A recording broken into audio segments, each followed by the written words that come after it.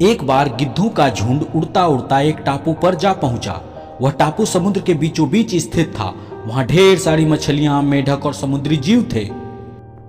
इस प्रकार गिद्धों को वहां खाने पीने की कोई कमी नहीं थी। सबसे अच्छी बात यह थी कि वहां गिद्धों का शिकार करने वाला कोई जंगली जानवर नहीं था। गिद्ध वहां बहुत खुश थे। इतना आराम का जीवन उन्होंने पहले देखा नहीं था। उस झुंड में अधिकांश गिद्ध युवा थे।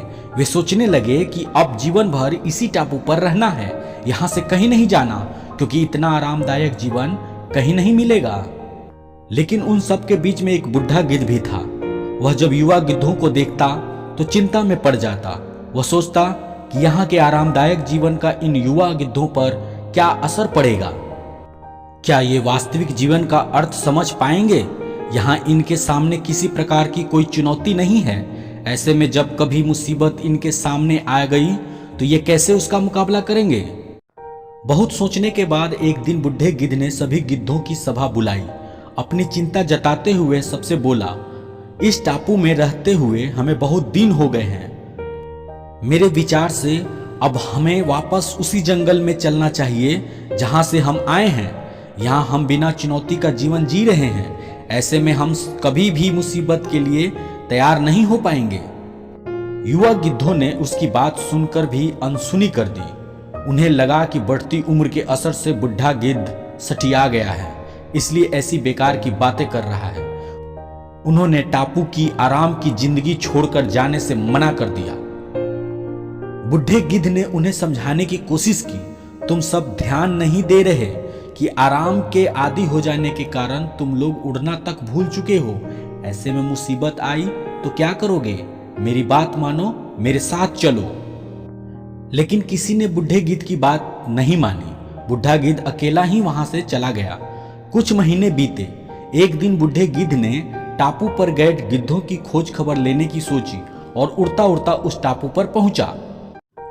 टापू पर जाकर उसने देखा वहां का नजारा बदला हुआ था। जहां देखो वहां गिद्धों की लाशें पड़ी थी। कई गिद्ध लहूलुहान और घायल पड़े हुए थे। हैरान बुढ़े ने एक घायल गिद्ध से पूछा, ये क्या हो गया? तुम लोगों को ये हालत कैसे हुई? घायल गिद्ध ने बताया, आपके जाने के बाद हम इस टापू पर बड़े मजे की जिंदगी जी रहे थे। एक दिन कुछ कंपनी वाले इस जगह को टूरिस्ट प्लेस बनाने के लिए यहाँ पे आए।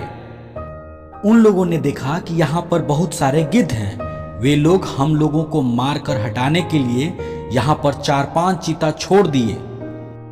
शुरू में तो उन चीतों ने हमें कुछ नहीं किया, लेकिन कुछ दिनों के बाद जब उन्हें आभास हुआ कि हम उड़ना भूल चुके हैं, हमारे पंजे और नाखून इतने कमजोर पड़ गए हैं कि हम तो किसी पर हमला भी नहीं कर सकते और न ही अपना बचाव कर सकते हैं, तो उन्होंने हमें एक एक कर मार कर खाना शुरू कर दिया।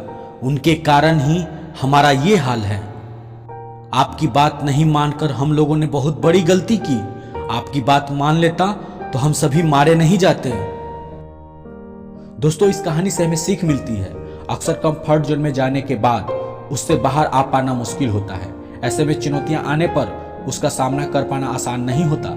इसलिए कभी भी कंफर्ट जोन में जाकर खुश ना हो जाएं। खुद को हमेशा चुनौतियां देते रहें और मुसीबत के लिए तैयार रहें। जब तक आप चुनौतियों का सामना करते रहेंगे, आगे बढ़ते रहेंगे।